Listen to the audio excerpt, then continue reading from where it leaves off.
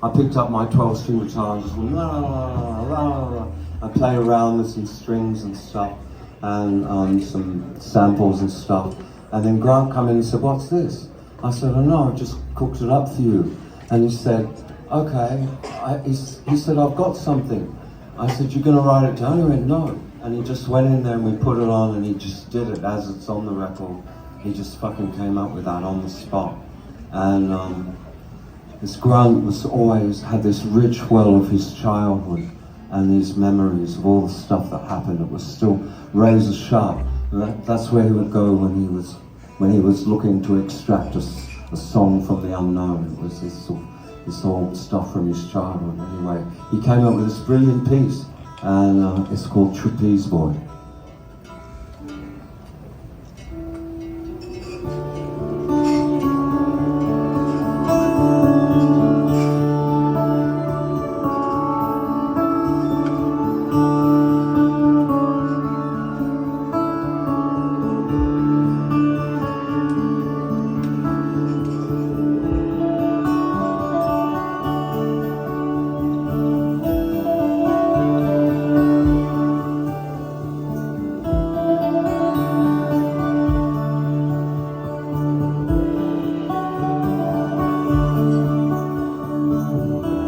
Thought about Mrs. Morgan for years, until I read in the paper that she had died.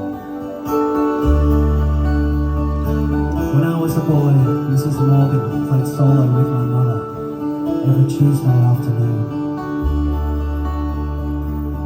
There were two other women there, but I can't remember their names anymore. Monkey, Magdalene, something like that.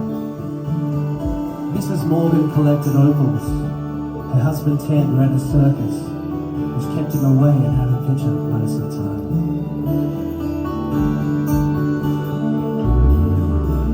I came home one day and the women were hard at the cards. I liked Mrs. Morgan. She always had a chip of opal for me and said I should save it for a sweetheart.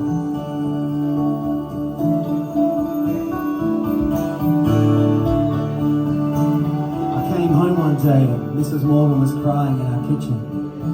My mother told me to leave them alone. I learned later that a boy from the circus had fallen and died. He used to ride the trapeze. Mr. Morgan went out of business and they had to move away. I've still got the opals. It's funny how someone you never met manages to stay with you.